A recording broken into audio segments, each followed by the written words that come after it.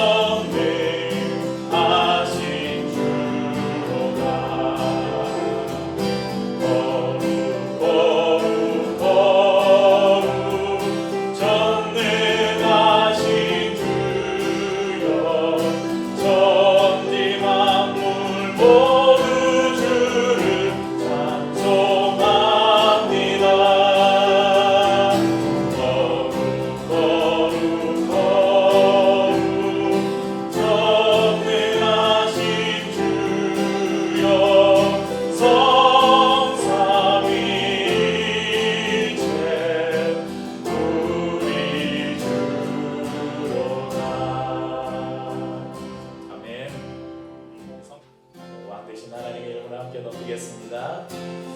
왕이신 하나님 높임을 받으소서.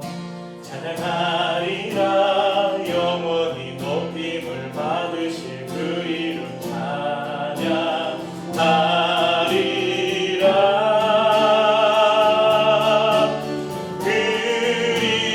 그리스도 진리로 다스리네.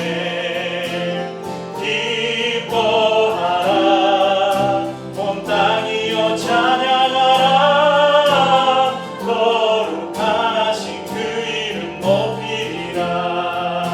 왕이신 하나님 높임을 받으소. 왕이신 하나님 높임을 받으소서.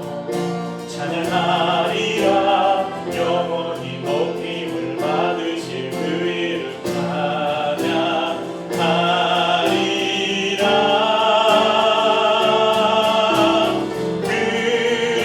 그리스도 진리로 다스리네.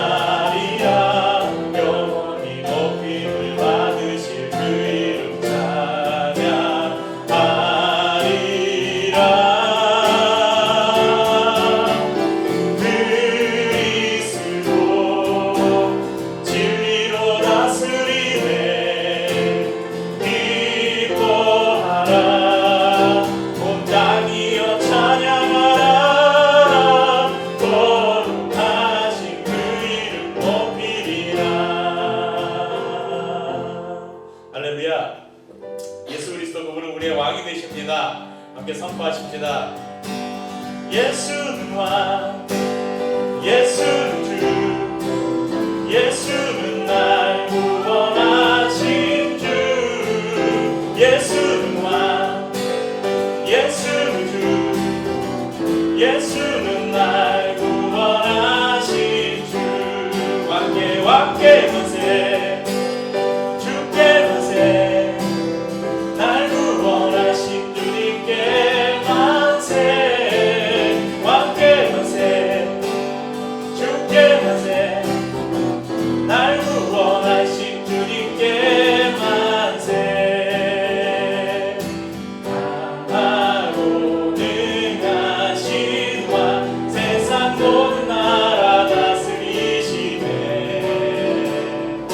소리 높여 찬양해. 그는 만유의 주, 그는 만왕의 왕.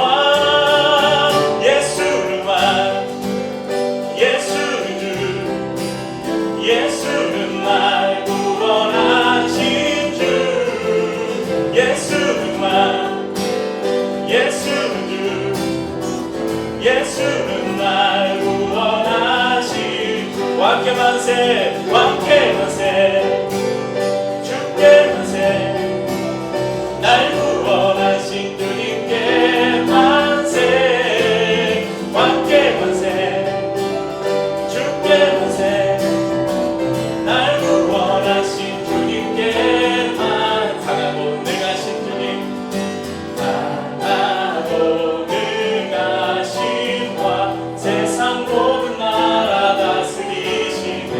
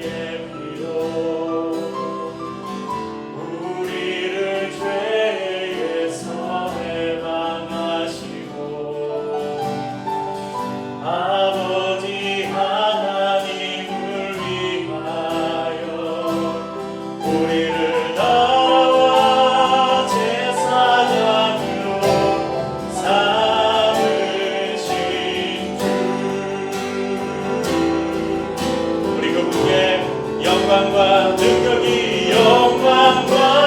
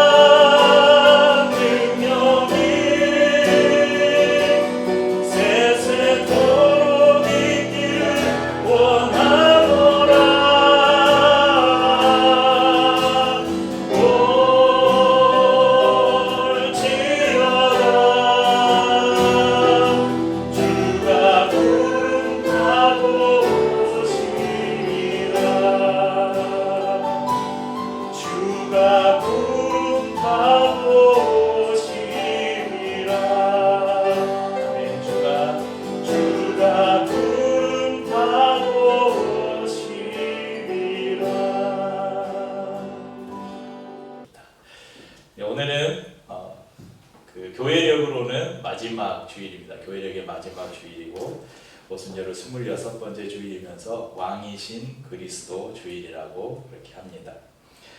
오늘 특별히 성사전과 본문 중에 계시록 말씀을 함께 살피려고 하는데요. 계시록은 설교하기가 참 난해한 성경입니다.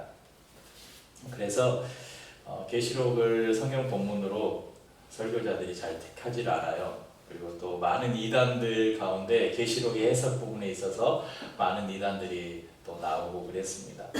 왜냐하면 이 다른 성경들은 이전에 지나간 일들에 대한 기록이잖아요. 그런데 계시록은 아직 이루어지지 않은 앞으로 이루어질 일들에 대한 기록이어서 그런 예언을 담고 있는 말씀이어서 설교하기가 까다롭고, 그리고 또 계시록에는 여러 가지 비유들과 상징들이 많이 있어서 그것들을 정확하게 해석해내기가 결코 쉽지 않기 때문에 또 어렵기도 합니다.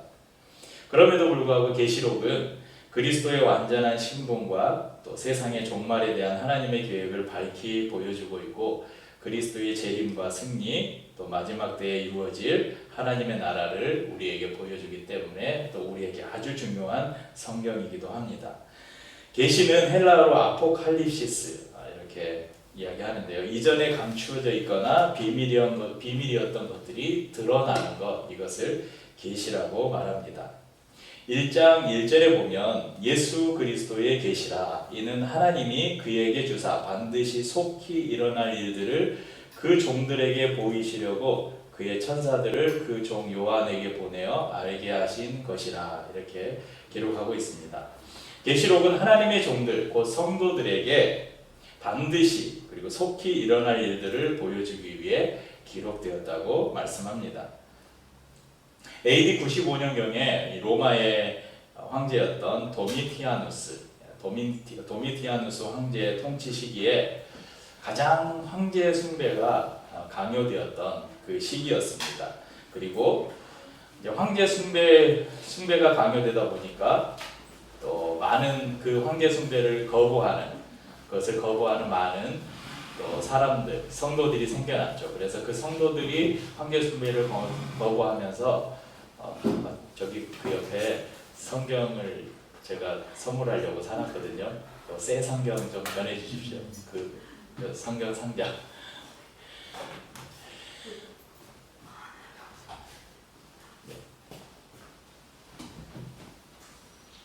어디까지 했죠? AD 95년경에 잠시만, 여기 접촉 불량이어서 오늘 8대 도미티아누스 황제, 여기까지 이야기했습니다. 황제 숭배를 강요하다 보니까 그 숭배를 거절하는 많은 그리스도인들이 핍박을 받게 됩니다. 그리고 이 시기에 이 사도 요한이 반모섬이라는 곳으로 유배를 당하게 됩니다. 한번 반모섬 지도를 한번 보여드릴게요. 네, 이쪽이 예루살렘, 지금 예루살렘이고 이쪽이 터키 지방의 소아시아 지역이고요. 거기 에베소 옆에 조그만 섬 하나 있죠. 여기에 보면 반모섬이라고 이곳에 사도 요한이 유배를 가게 됩니다. 편지를 쓰는 사람이 지금 사도 요한, 그러니까 하나님의 계시를 받아서 사도 요한이 지금 계시록을 쓰고 있고요. 이 편지를 받는 수신자들은 누군가? 4절에 보면 요한은 아시아에 있는 7교회에 편지하노니, 저희가 본문 4절에 그렇게 이야기하고 있죠. 아시아에 있는 7교회. 다시 한번 보여주시겠어요? 아시아에 있는 7교회는 에베소, 서머나, 버가모, 두아디라, 사데, 빌라델비아, 라오디게아, 이런 7교회가 있었습니다. 다음에 한번 이 소아시아 7교회를 한번 같이 나누는 또 시간을 가지려고 합니다.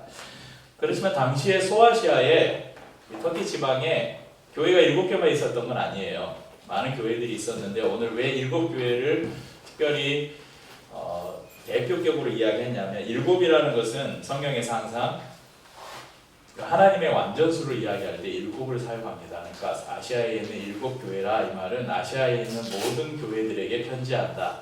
또 조금만 더 확장시키면 앞으로 장차 이 땅에 세워질 모든 교회들에게 하나님이 주시는 편지다, 이렇게 우리가 생각해 볼 수 있습니다.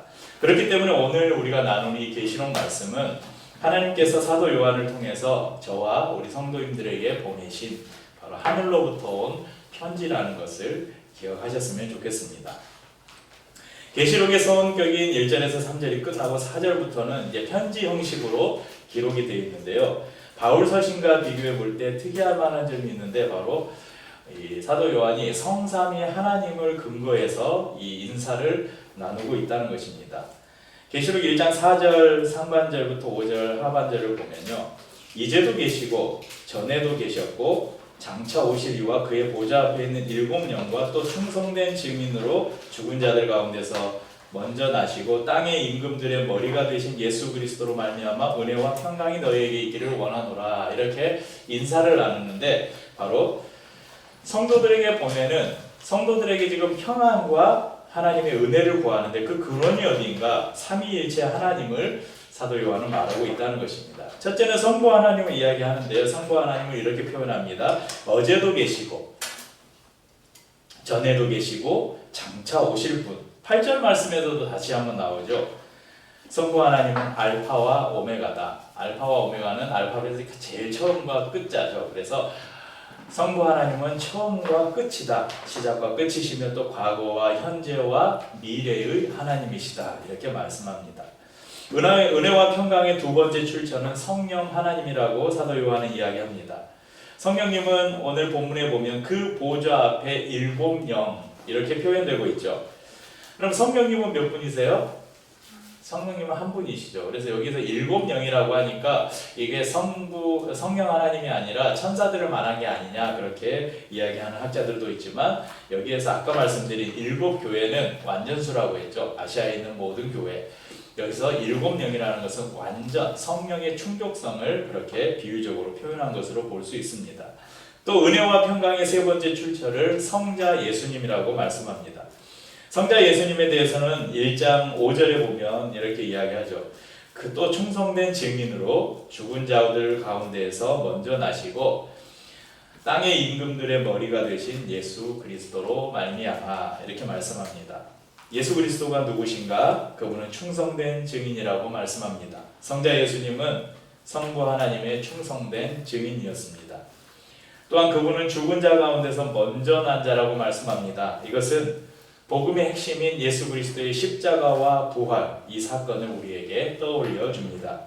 세 번째는 그분은 땅의 임금들의 머리라고 이야기합니다. 자, 지금 시대가 어느 시대입니까? 로마의 도미티아누스 황제가 통치하던 시절입니다. 이 대제국 로마의 황제가 있는데 그 임금들의 머리다. 그러니까 예수 그리스도는 이 대제국 로마의 황제보다 더 위에 있는 분이시다. 예수 그리스도는 바로 모든 왕 중에 왕이시다, 이렇게 말씀하고 있는 것이죠. 계속해서 요한은 예수님의 십자가와 죽으심과 부활을 통해서 먼저는 우리가 죄에서 해방되었을 뿐만 아니라 우리를 나라와 제사장으로 삼아주셨음을 찬양하고 있습니다. 그리고 7절에서 8절은 그리스도의 재림을 기다리는 모습을 우리에게 보여줍니다. 특별히 이 그리스도의 재림을 우리에게 보여주는데 사도 요한은 초림 때에 오신 예수님, 그러니까 이 땅에 처음 오셨던 예수님과 앞으로 다시 오실 예수님을 이렇게 비교해서 설명합니다. 초림 때 예수님은 이제 우리가 다음 주면 대림절 첫째 주를 맞으면서 이 땅에 오신 예수 그리스도를 기다리는, 성탄을 기다리는 절기가 시작되는데, 이 땅에 오신 예수님은 어떻게 오셨습니까? 마리아의 배를 빌려서 아주 어린 아기의 모습으로, 그것도 해산할 장소가 없어서 여관을 구하지 못해서 마구간의 구유에 나셨던, 낮고 천한 모습으로 오셨죠. 하지만 재림 때에는 어떻게 오시느냐? 그분은 영광스러운 모습으로 오실 것입니다. 초림 때 예수님을 환영했던 사람들은 동방박사 세 사람, 그리고 들에서 양을 치던 목자들, 아주 계시를 받은 소수의 사람들만 예수님의 탄생을 목격했죠. 그런데 오늘 본문은 뭐라고 말씀합니까? 예수님이 재림할 때는 모든 사람이 보도록 그분은 오실 것이다, 이렇게 이야기합니다. 또한 초림 때 사람들이 예수님을 찌르고 그분을 거절했다면 재림하실 주님은 그를 거절하는 이들을 심판하신다고 말씀합니다.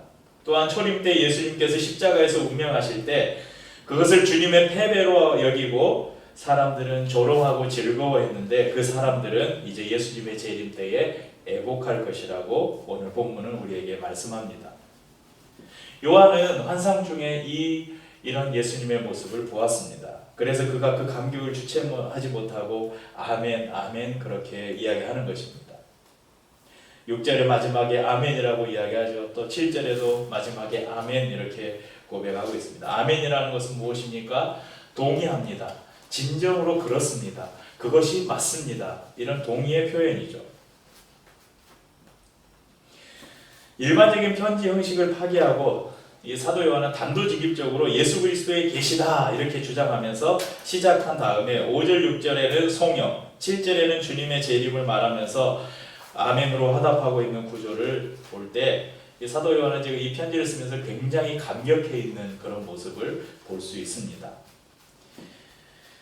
1장 9절에 보면, 저희가 읽지는 않았지만 다음 절 8절 다음에 보면 9절에 나 요한은 너희 형제요 예수의 환난과 나라와 참음에 동참하는 자라 하나님의 말씀과 예수를 증언하였으므로 말미암아 반모라 하는 섬에 있었더니, 아까 우리가 지도에서 살펴보았던 그 반모섬의 유배 중이었어요.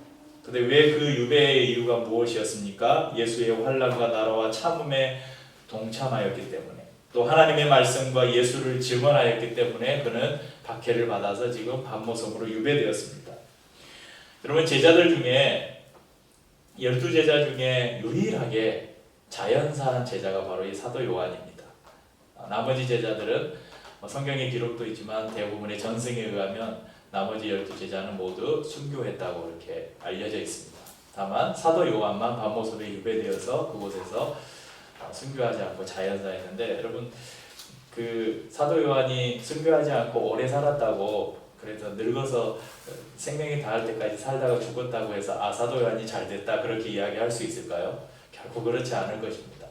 그의 마지막 삶 동안 자신의 동료들이 순교했다는 소식을 듣고 수많은 믿음의 사람들, 성도들이 그 원형 경기장에 던져지고 사자밥으로 던져지고 검투사의 칼에 그냥 너무 허무하게 생명을 잃고 그런 핍박을 당하는 그런 것들을 다 눈으로 보고 듣고 하며 그의 인생을 살아가는 그 고통이 얼마나 컸을까.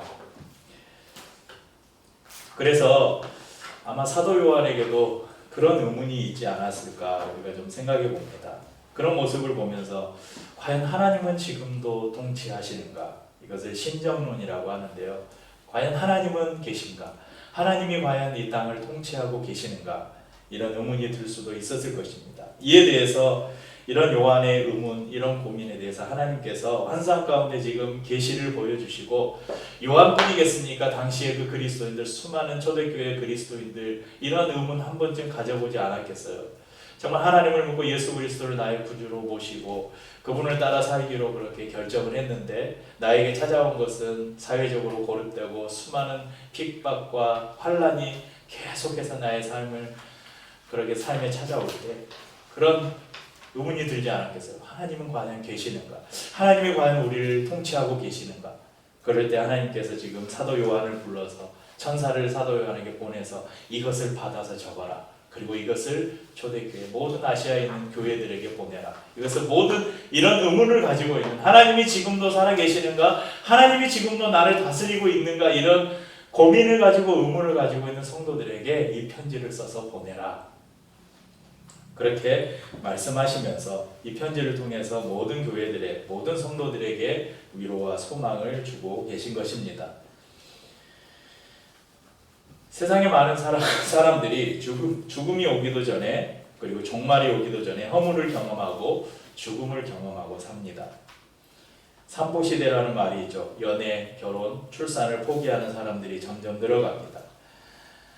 연애, 결혼, 출산만 포기하는 것이 아니라 자신의 삶을 포기합니다. 자살률은 점점 늘어가고 지금은 특별히 수능을 마친 이제 지난 주간에 수능이 끝났잖아요. 우리 특별히 한두 주간은 수능생들을 여러분 기억하면서 기도해 주시기 바랍니다.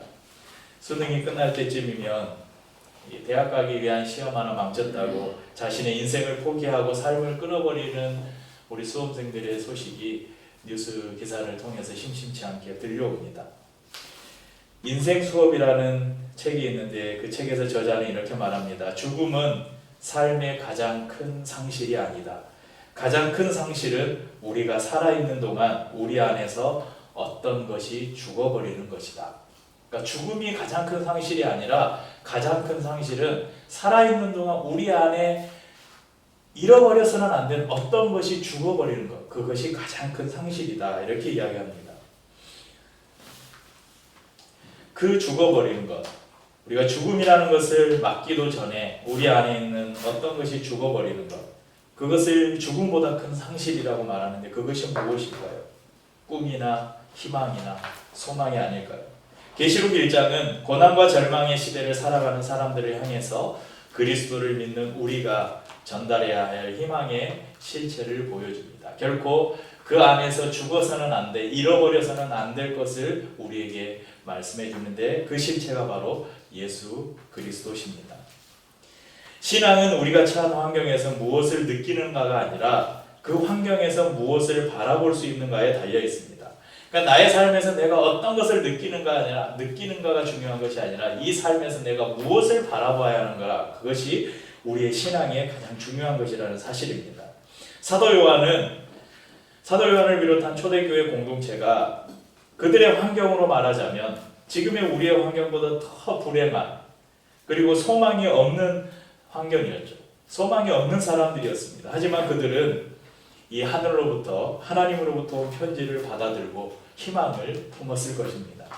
그들을 핍박하는 세상을 보지 않고 그들을 핍박하는 로마의 황제를 보지 않고 죽으시고 부활하신 예수 그리스도, 모든 왕의 왕이신 예수 그리스도를 그들은 바라보았다는 것입니다. 계시록 1장 10절에 보면 이 계시가 언제 임했냐면 주의 날에 내가 성령에 감동되어 내 뒤에서 나는 나팔 소리 같은 큰 음성을 들었다. 주의 날에는 오늘로 말하는 주일이에요. 주일. 그러니까 주일에 주님을 예배하는 날에 주님께서 요한에게 찾아오셨습니다. 이것은 어떤 상황 속에서도 주님을 예배하고 주님을 바라는 자들에게 하나님이 반드시 찾아오신다는 소망과 위로를 또한 우리에게 줍니다. 요한을 찾아오신 하나님에 대한 이야기를 기록한 이 편지를 받아든 초대교회 성도들이 얻었을 소망을 여러분 한번 떠올려 보십시오. 그리고 지금 나에게 전해진 이 하늘의 편지를 우리가 읽고 우리가 동일한 소망을 품기를 원합니다. 우리 모두는 예수 그리스도의 환난과 나라와 참음에 동참하는 사람들입니다. 사도 요한만 그런 것이 아니라 우리 또한 예수님의 환난과 그분의 나라와 그분의 참음에 동참해야 합니다. 비록 힘들고 어려움이 있지만 우리는 이 길을 걸어가야 합니다. 분명한 것은 주께서 이 길을 걸어가는 저와 여러분과 함께 하실 것이며 주님께서 다시 오시는 그날 우리에게 완전한 승리를 안겨주실 것입니다. 오늘은 교회력으로 왕이신 그리스도 주일입니다. 아까 윤서가 오늘이 왜 왕이신 그리스도 주일이냐고 물어봤는데 여러분 한 해의 마지막, 교회력에 있어서는 오늘이 마지막 주일이라고 말씀드렸잖아요. 한 해의 마지막 주일이 왜 왕이신 그리스도 주일인가? 그러니까 이 땅의 모든 역사가 끝나고 그리스도께서 이 땅에 다시 오시는 그 날이 올 때, 하나님께서 세상을 심판하시러 오실 때에 바로 예수 그리스도께서 왕으로 이 땅에 오신다는 것을 우리에게 상징적으로 보여주는 교회력, 그 교회력 절기 가운데 마지막 주일이 바로 왕이신 그리스도 주일이라는 것입니다. 하늘의 소망을 품고 왕이신 예수 그리스도를 붙들고 살아가는 성도들과 하나님은 항상 동행해 주시고 마지막 날 주님과 함께 우리도 왕 노릇 하게 될 것입니다. 나의 소망이시고 나의 왕이신 예수 그리스도, 그분을 찬양합니다. 함께 찬양 드리고 성찬을 나누도록 하겠습니다.